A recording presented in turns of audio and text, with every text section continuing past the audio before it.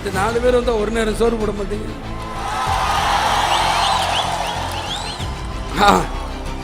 அதுலயே நம்மளுக்கு போதும், முடிஞ்சிடும். இத்தனை பேர் வீட்டுக்கு நான் போயிட்டு வரக்குள்ள முடிச்சிடும்.